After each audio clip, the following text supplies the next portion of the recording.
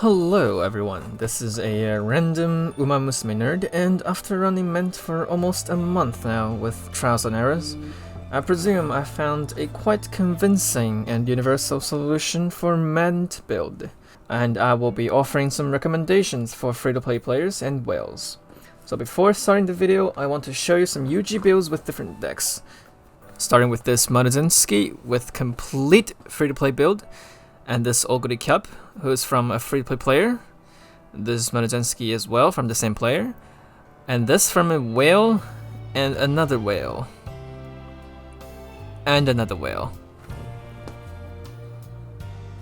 I believe you have found the similarity between these runs, which is the excessive amount of races they ran.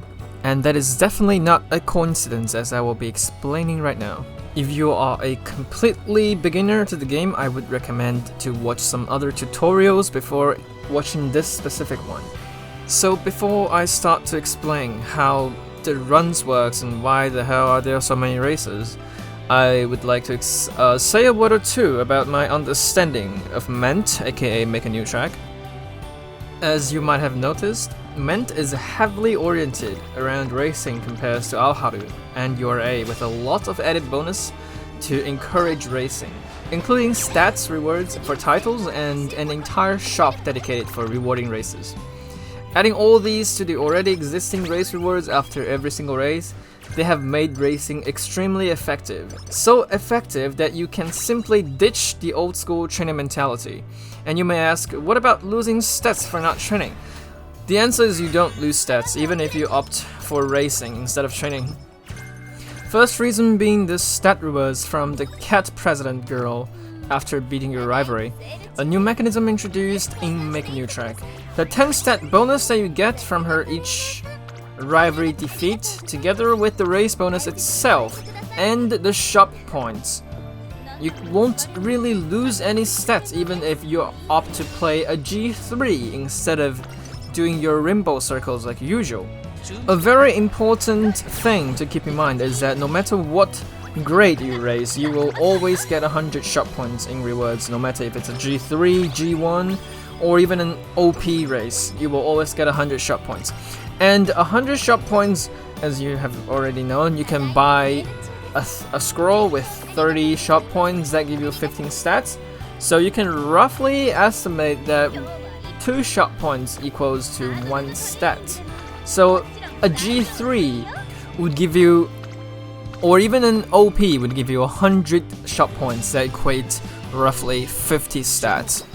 And you can do that with consistency while rainbow circles are randomized, let alone the rewards for gaining titles for beating specific G1 rotations. So now we have established the fact that training is not as good as racing. So now we can get into an actual run and you can try for yourself.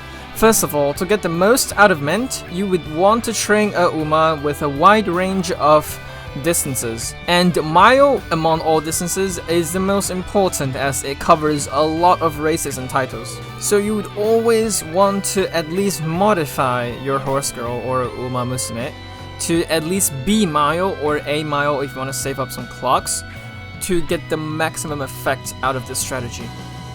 So the key takeaway here is you still pretty much take your deck as you would normally, but you focus on race bonuses more, rather than the training capacity of the card itself.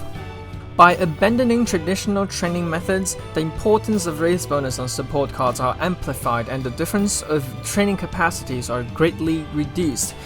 And that's where usually the pay-to-win cards and the free-to-play cards make difference. This is precisely why we are making UGs with free-to-play decks, because the only thing matters now is the racing bonus itself. So before you start the run, make sure you have at least 60 and ideally 70 racing bonus. This way you can get the most juice out of this strategy.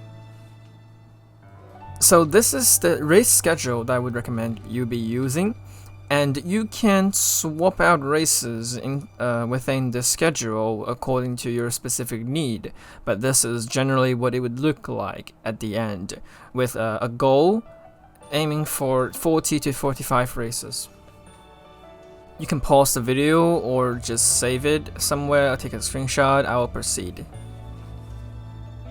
First of all, into the pre-debut, you pull bonds like every other normal runs, but keep in mind that pull the bonds for your training cards first, like Fine Motion, Kitasan Boraku, and so on.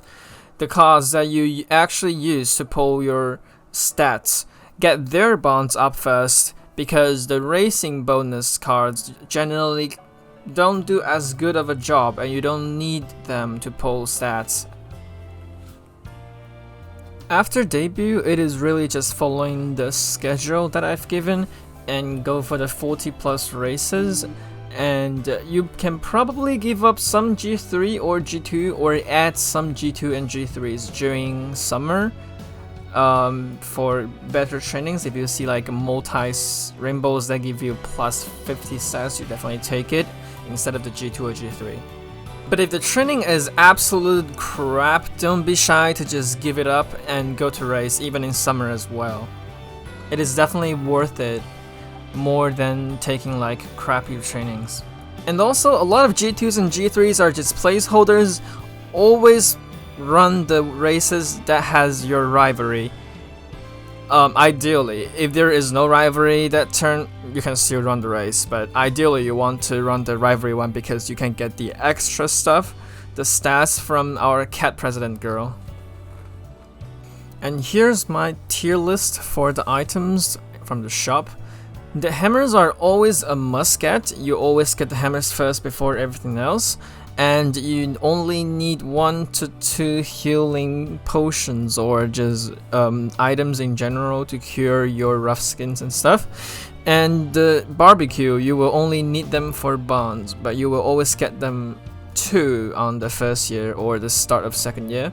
And things like amulets, megaphones, and ankle weights, you use them on spare turns when you are not racing.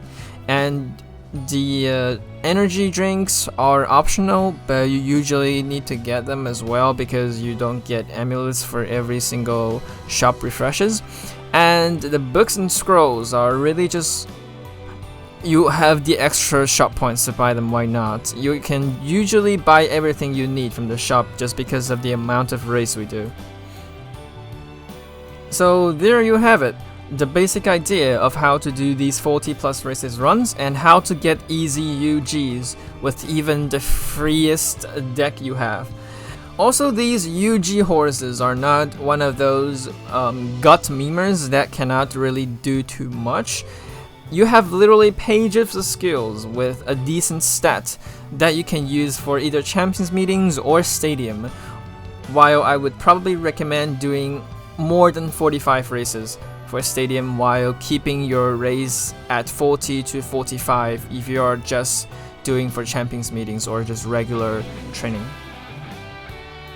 And yeah, there you have it. I would love to hear some feedback in the comments section and see if people are managing to make more UGs or consistent SS after trying this strategy.